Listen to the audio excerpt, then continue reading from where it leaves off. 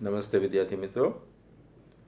જુઓ, આજના આ વિડીયોમાં આપણે જે અગાઉ આપણે ચેન્જ ધ વોઇસ નામનો જે ટૉપિક શરૂ કરેલો છે તેને જ કન્ટિન્યુ રાખશું. અને આ ટૉપિકની અંદર આપણે પેસિવ શું છે, ટ્રાન્ઝિટિવ ઇન્ટ્રાન્ઝિટિવ વર્બ શું છે, વાક્યમાંથી how to find out object, કર્મને કેવી રીતે ગોતવું એ શીખ્યા. ત્યાર પછી જે બધા કાળ છે એ બધા કાળના જે વાક્ય હોય છે એનું પેસિવમાં કેવી રીતે રૂપાંતર કરવું એનું એક્ઝામ્પલ સાથે વાક્ય રચનાઓ અને એક્ઝામ્પલ સાથે આપણે એનો અભ્યાસ કર્યો. આજે મિત્રો આ વિડીયોમાં આપણે એમએવાળા વાક્યનું પીવી કેવી રીતે કરવું તેનો અભ્યાસ કરવાનો છે. નાવ એમએ એટલે શું મિત્રો? તો કે એમએ એટલે મોડેલ ઓક્ઝિલરી. મોડેલ ઓક્ઝિલરી એટલે સહાયકારક ક્રિયાપદ.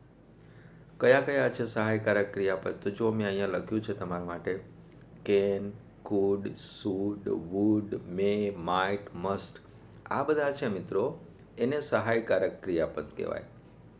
અને જ્યારે કોઈ વાક્ય આ સહાયકારક ક્રિયાપદની મદદથી બનેલું હોય તો એમાં બીજા કોઈ ટુ બીનો ઉપયોગ થતો નથી.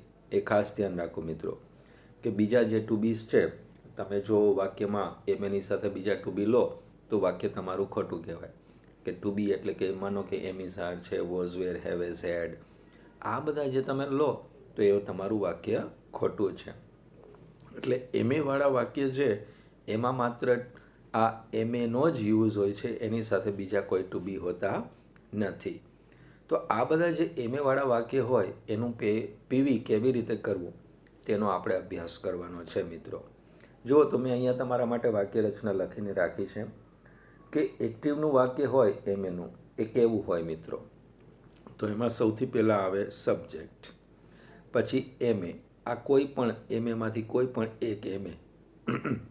પછી એમએની સાથે હંમેશા ક્રિયાપદનું મૂળ રૂપ જ લખાય છે મિત્રો, એટલે કે V1 જ લખાય છે અને ત્યાર પછી લખવાનું ઓબ્જેક્ટ. હવે તમે એનું પેસિવ કરો. આ હકારની વાક્ય રચના છે મિત્રો. જો આપણે એનું પેસિવ કરીએ તો પેસિવના રૂલ્સની હવે તમને ખબર છે કે કર્તા કર્મનું સ્થાન બદલાય છે, એટલે જ્યાં સબ્જેક્ટ હોય ત્યાં ઓબ્જેક્ટ આવી જાય છે. પછી વાક્યની અંદર જે એમએનો યુઝ કરેલો છે એ જ એમએ તમારે પેસિવમાં લેવાનું છે. અને ત્યાર પછી એક વધારાનું ક્રિયાપદ લખવાનું છે બી.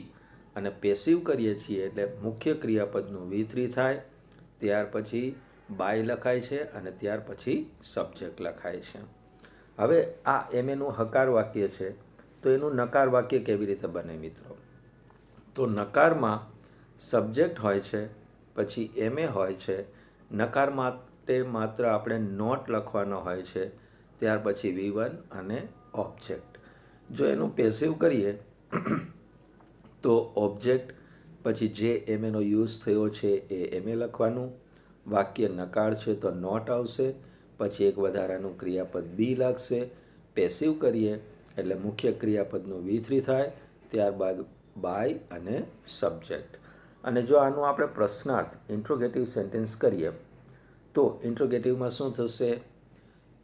જેમ સબ્જેક્ટ અને ટુ બીનું સ્થાન બદલતું હતું અને વાક્ય પ્રશ્નાર્થ થતું હતું, એમ અહીંયા બી સબ્જેક્ટ અને એમએનું સ્થાન તમે બદલી નાખો એટલે વાક્ય થઈ જશે તમારું પ્રશ્નાર્થ. તો વાક્યની શરૂઆતમાં આવશે એમએ, ત્યાર પછી સબ્જેક્ટ, પછી V1, ઓબ્જેક્ટ અને ક્વેશ્ચન માર્ક. અને જો આપણે એનું પીવી કરીએ તો વાક્ય પ્રશ્નાર્થ છે તો એમએ હંમેશા વાક્યની શરૂઆતમાં રહેશે. ઓબ્જેક્ટ ટુ બી જેમ કરતા હતા તો અહીંયા ટુ બી ઓબ્જેક્ટથી વાક્ય પ્રશ્ન થતું હતું, તો અહીંયા ઓબ્જેક્ટ એમએ નહીં પણ એમએ પ્લસ ઓબ્જેક્ટ, પછી એક વધારાનું ક્રિયાપદ બી, મુખ્ય ક્રિયાપદનું V3, પછી બાય અને સબ્જેક્ટ અને ક્વેશ્ચન માર્ક આવશે. તો મિત્રો આ છે એમએની વાક્ય રચનાઓ, તેની હકાર નકાર પ્રશ્નાર્થ અને પેસિવની વાક્ય રચનાઓ છે. હવે આપણે જે કંઈ લખ્યું છે એને આપણે એક્ઝામ્પલથી સમજીએ. For example,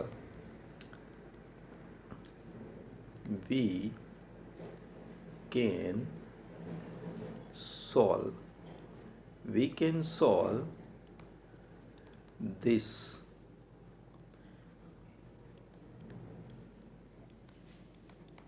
puzzle. We can solve this puzzle. શું લખ્યું મિત્રો આપણે? જો આ વાક્યને સમજી લઈએ. વી અહીંયા સબ્જેક્ટ છે, કેન છે એ MA છે, તો એની સાથે ક્રિયાપદનું મૂળ રૂપ લખ્યું સોલ્વ. અને શું સોલ્વ કરવું છે, શું ઉકેલવું છે, તો કે ધીસ પઝલ. એ છે આપણા વાક્યનું ઓબ્જેક્ટ. હવે અહીંયા ઓબ્જેક્ટ મળે છે, જવાબ મળે છે, તો આપણું જે ક્રિયાપદ છે, આ મુખ્ય ક્રિયાપદ આપણું એ ટ્રાન્ઝિટિવ વર્બ છે, તો આનું પેસિવ થશે. તો પેસિવ કરીએ તો સૌથી પહેલાં લખીશું આપણે ઓબ્જેક્ટ. તો ધીસ પઝલ. હવે જે MAનો યુઝ કરેલો છે એ જ MAનો યુઝ આપણે અહીંયા કરવાનો છે. બીજા કોઈ પણ ટુ બીનો આપણે આમાં યુઝ કરવાનો નથી. તો અહીંયા લખીએ આપણે કેન. This puzzle can. હવે આપણે પેસિવ કરીએ છીએ મિત્રો, તો એક વધારાનો ક્રિયાપદ લાગશે બી. મુખ્ય ક્રિયાપદનું થશે V3. તો સોલ્વ જે V1 છે એનું V3 થશે સોલ્વડ. કરતાં પહેલાં લખવાનો છે આપણે બાય, અને કરતા છે અહીંયા વી, તો વીની કર્મ વિભક્તિ થશે અસ. તો આપણો જવાબ મિત્રો આ રીતે બન્યો. This puzzle can be solved by us. એક બીજું એક્ઝામ્પલ લખીએ મિત્રો. She can lift this bag. She can lift this bag. મતલબ શું થયો મિત્રો? કે તેણી આ બેગને ઊંચકી શકે છે. તો હવે જો સમજી લઈએ વાક્યને. સી એ સબ્જેક્ટ છે, કેન એ MA છે, લિફ્ટ એટલે ઊંચકવું એ મૂળ રૂપ છે, અને ધીસ બેગ ઈ ઓબ્જેક્ટ છે. તો નિયમ પ્રમાણે, પેસિવના નિયમ પ્રમાણે ચાલીએ તો ઓબ્જેક્ટ વાક્યની શરૂઆતમાં તો ધીસ બેગ, જે MAનો યુઝ થયો છે એ જ અહીંયા આપણે લખવાનું છે કેન. પછી વધારાનું ક્રિયાપદ લાગશે બી, અને લિફ્ટ જે છે મૂળ રૂપ આપણું પેસિવ કરીએ છીએ એટલે એનું થશે અહીંયા V3. તો લિફ્ટનું V3 થાય lifted. This bag can be lifted. કરતાં પહેલાં બાય, કરતા છે સી, એની કર્મ વિભક્તિ લખીએ her. This bag can be lifted by her. ત્રીજું એક એક્ઝામ્પલ લખીએ મિત્રો આપણે. થર્ડ લખીએ.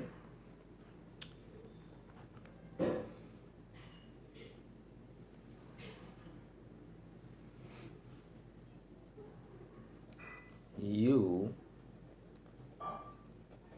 should respect. You should respect your elders. જો મિત્રો આ વાક્યને સમજીએ આપણે. યુ અહીંયા સબ્જેક્ટ છે, યુ છે સબ્જેક્ટ છે. શુડ MA છે. શુડનો ઉપયોગ શું છે? જોઈએ એવો અર્થ કરવા માટે. જ્યારે આપણી નૈતિક જવાબદારીની વાત આવે કે આપણે આમ કરવું જોઈએ, ત્યારે આપણે શુડનો યુઝ કરીએ છીએ. MA છે શુડ, તો એની સાથે ક્રિયાપદનું મૂળ રૂપ આપ્યું રિસ્પેક્ટ. રિસ્પેક્ટ એટલે આદર કરવો, માન આપવું. કોને માન આપવાની વાત છે? તો કે યોર એલ્ડર્સ. તો અહીંયા છે આ આપણું ઓબ્જેક્ટ છે. ઓબ્જેક્ટ મળે છે, ક્રિયાપદ ટ્રાન્ઝિટિવ છે, તો અહીંયા બી આપણે એનું પેસિવ કરી શકીશું. તો નિયમ પ્રમાણે, પેસિવના રૂલ પ્રમાણે ચાલીએ તો વાક્યની શરૂઆતમાં આવશે ઓબ્જેક્ટ. તો ઓબ્જેક્ટ છે your elders.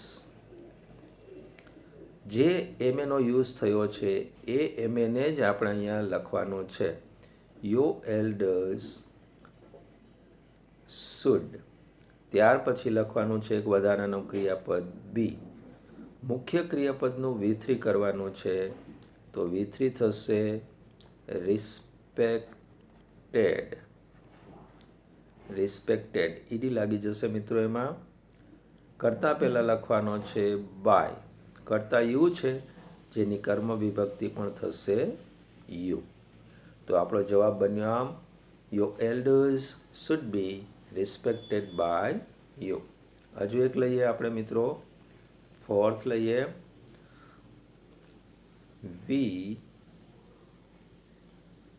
Should not cut the trees. We should not cut the trees એટલે કે આપણે વૃક્ષો કાપવા જોઈએ નહીં. અહીંયા મિત્રો આપણે આ વાક્ય છે એ નકાર વાક્ય લીધું છે, કોઈ ટેન્શન નથી. નકારનો નોટ એમનેમ લખી નાખવાનો છે. વી એ સબ્જેક્ટ છે, શુડ એમે છે, નકાર માટે નોટ છે, V1 છે કટ. શું ન કાપવું જોઈએ તો કે ધ ટ્રીઝ, તો એ આપણું ઓબ્જેક્ટ છે. તો પેસિવ કરીએ તો ઓબ્જેક્ટ સૌથી પહેલાં લખાશે ધ ટ્રીઝ. જે એમનો યુઝ કરેલો છે એ જ એમે આપણે અહીંયા લખવાનો છે. શુડ નકાર છે તો નોટ લખી નાખવાનો છે. ત્યાર પછી એક વધારાનું ક્રિયાપદ લખવાનું છે બી. કટ એ V1 છે, આપણે એનું V3 લખવાનું છે. તો મિત્રો આ ક્રિયાપદ એવું છે કે જેના 1 2 3 ત્રણે ફોર્મ સેમ છે. Cut cut cut. Should not be cut by. હવે સબ્જેક્ટ કોણ છે મિત્રો અહીંયા તો કે વી. તો વીની કર્મ વિભક્તિ શું થશે? Us. Trees should not be cut by us. હજુ એક લઈએ મિત્રો આપણે example number 5. We must not waste water. Waste એટલે બગાડ કરવો, વોટર એટલે પાણી. We must not waste water એટલે કે આપણે પાણીનો બગાડ કરવો જોઈએ જ નહીં.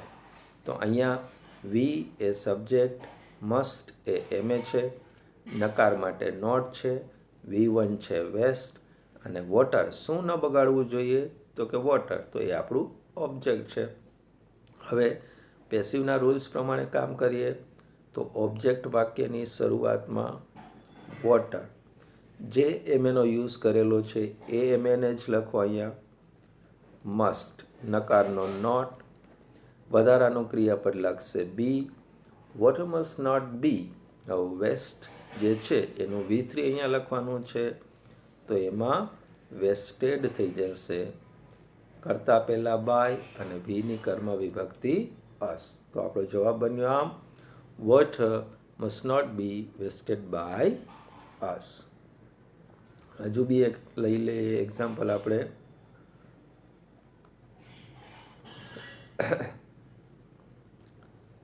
They may help you. તેઓ કદાચ તારી મદદ કરે. તો અહીંયા ધે એ સબ્જેક્ટ છે, મે એમે છે, હેલ્પ V1 છે. કોને મદદ કરવી? યુ. તો યુ એ ઓબ્જેક્ટ છે. તો અહીંયા નિયમ પ્રમાણે કરીએ કામ.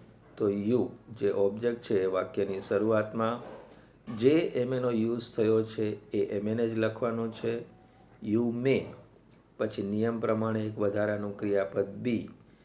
મુખ્ય ક્રિયાપદનું V3. તો હેલ્પનું V3 થશે help. You may be help. કરતાં પહેલાં બાય, કરતાં ધે છે તો એની કર્મ વિભક્તિ ધેમાં. You may be help by them. હવે એક ઇન્ટ્રોગેટિવ એટલે કે પ્રશ્નાર્થ વાક્ય બી લઈ લઈએ આપણે અહીંયા. Number 7.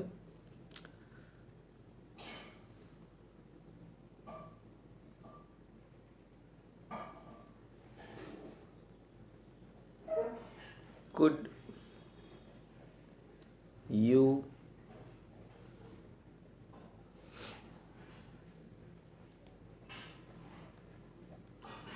lend me your pen? Could you lend me your pen? મતલબ શું છે મિત્રો? અહીંયા એક પોલાઇટલી નમ્રતાથી આપણે કોઈને પૂછીએ છીએ. અહીંયા કોઈ એક રિક્વેસ્ટ બતાવી છે. Could you lend me your pen? તમે તમારી પેન મને આપી શકો અથવા તો આપશો, એવી વાત છે અહીંયા. તો અહીંયા પ્રશ્ન વાક્ય લખ્યું છે આપણે. તો પ્રશ્નમાં હંમેશા જે એમએ છે એ વાક્યની શરૂઆતમાં આવશે, પછી યુ એ સબ્જેક્ટ છે, લેન્ડ એટલે આપવું એ V1 છે. હવે જુઓ મિત્રો, આ વાક્યમાં અહીંયા ડબલ ઓબ્જેક્ટ છે. મી એટલે મને. કોને પેન આપવી છે? તો કે મને. અને મને શું આપવું છે? તો કે યોર પેન. તો આ ડબલ ઓબ્જેક્ટવાળું વાક્ય છે. બંનેનો યુઝ કરીને આપણે અહીંયા પીવી કરીશું મિત્રો. સૌથી પહેલાં લઈએ અહીંયા મીને ઓબ્જેક્ટ તરીકે. વાક્ય પ્રશ્નાર્થ છે, તો જે એમએનો યુઝ કર્યો છે એ એમએને જ લેવાનો છે. તો આનો પહેલો આન્સર થશે આમ, કુડ જે એમએ છે એને જ લઈએ અહીંયા. મી છે એ કર્તાના સ્થાને આવશે તો એનું થઈ જશે આઈ, કુડ આઈ. પછી નિયમ પ્રમાણે વધારાનું એક ક્રિયાપદ બી, કુડ આઈ બી.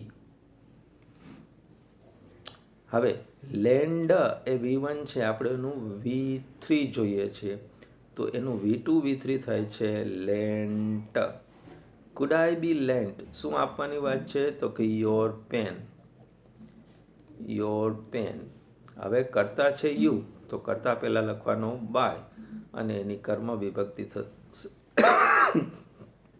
યુ. તો સોરી ફ્રેન્ડ્સ, તો આ જવાબ આપણો કેમ બન્યો? Could I be lent you pen by you.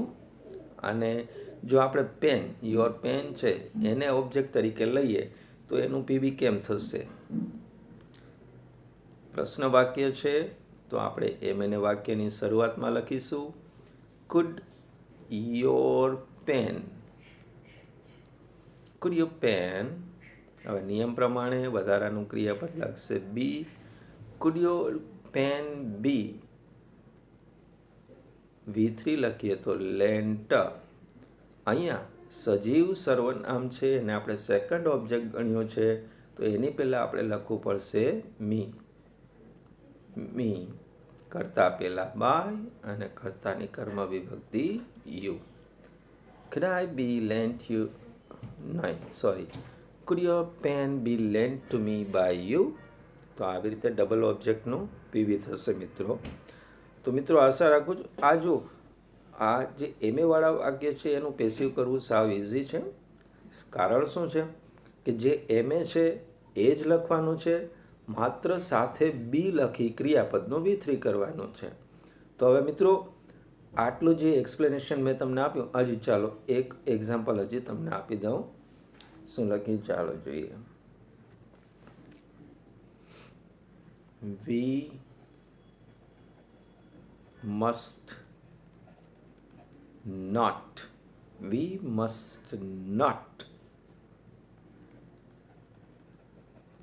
pollute the environment.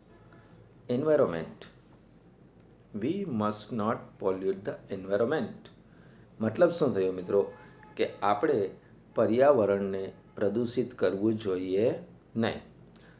તો અહીંયા જો આપણે ઓબ્જેક્ટ ફાઇન્ડ આઉટ કર્યું છે, તો કેવી રીતે મળશે આપણને object? What must we not pollute. આપણે શું પ્રદૂષિત ન કરવું જોઈએ? તો આપણને જવાબમાં શું મળે? The environment. તો એ આપણું ઓબ્જેક્ટ છે. તો નિયમ પ્રમાણે ચાલીએ તો ઓબ્જેક્ટ વાક્યની શરૂઆતમાં ધ એન્વાયરોમેન્ટ. જે એમએનો યુઝ કરેલો છે મિત્રો એ એમએને જ અહીંયા લખો. મસ્ટ વાક્ય નકાર છે તો નોટ, મસ્ટ નોટ. નિયમ પ્રમાણે વધારાનું ક્રિયાપદ લાગશે બી. જે V1 છે એનું V3 અહીંયા લખવાનું છે, તો પોલ્યુટનું V3 થશે પોલ્યુટેડ. કરતા પહેલાં બાય, કરતા છે વી, એની કર્મ વિભક્તિ અસ. તો જવાબ બન્યો આવી રીતે, the environment must not be polluted by us. હવે મિત્રો થોડા એક્સરસાઇઝ તમારે જાતે પ્રેક્ટિસ થાય એ માટે થોડા એક્સરસાઇઝના વાક્ય અહીંયા આપું છું. આ એમએનું જે આપણે એક્સપ્લેનેશન આપ્યું અત્યારે, જે કંઈ અભ્યાસ કર્યો એ પ્રમાણે તમારે એનું પીવી કરવાનું છે. ફોર એક્ઝામ્પલ નંબર 1 લઈએ. you should attend the classes. You should attend the classes regularly. એટલે કે તમારે નિયમિતપણે ક્લાસમાં હાજરી આપવી જોઈએ. સેકન્ડ લખીએ, he cannot draw this picture. તે આ ચિત્ર દોરી શકે નહીં. થર્ડ લઈએ,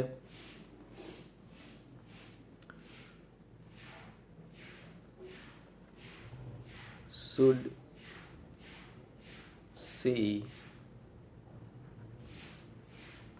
help you with your homework?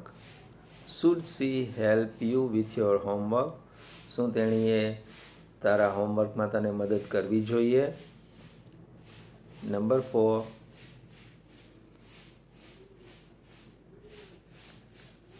must we not grow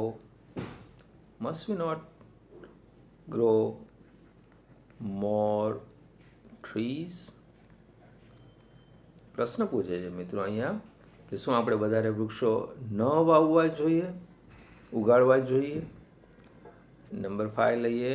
સાવ ઇઝી છે મિત્રો, જરા બી ટેન્શનમાં આવવાની જરૂર નથી. નિયમ પ્રમાણે તમે કામ કરશો તો ચોક્કસથી તમે ઇઝીલી અને કરેક્ટલી આનું પીવી કરી શકશો. They can build a big house.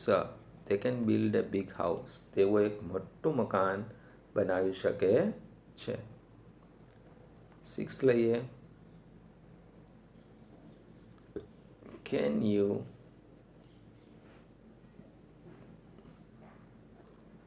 solve this sum? Can you solve this sum? અહીંયા પ્રશ્ન વાક્ય છે મિત્રો કે શું તમે આ દાખલો ગણી શકો છો? Can you solve this sum?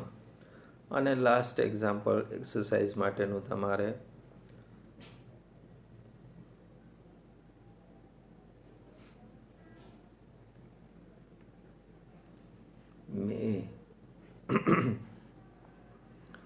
may we go there? હવે જો મિત્રો અહીંયા તમારે ધ્યાન રાખવાનું છે. સૌથી પહેલું ધ્યાન તો એ રાખવાનું છે કે આ જે વાક્ય આપેલા છે એમએ વાળા વાક્ય, એ વાક્યનું ક્રિયાપદ જે છે એ ટ્રાન્ઝિટિવ છે કે નહીં એ તમારે ધ્યાન રાખવાનું છે. જો ક્રિયાપદ ટ્રાન્ઝિટિવ હોય તો જ એનું પીવી થાય છે એ આપણને હવે ખબર છે. અને જો તમે આવું ચેક કર્યા વિના, ટ્રાન્ઝિટિવ કે ઇનટ્રાન્ઝિટિવ ચેક કર્યા વિના તમે જો આનું પીવી કરશો તો તમારા ભૂલ થવાના ચાન્સીસ, એટલે કે તમારો જવાબ ખોટા પડવાના ચાન્સીસ 100% છે.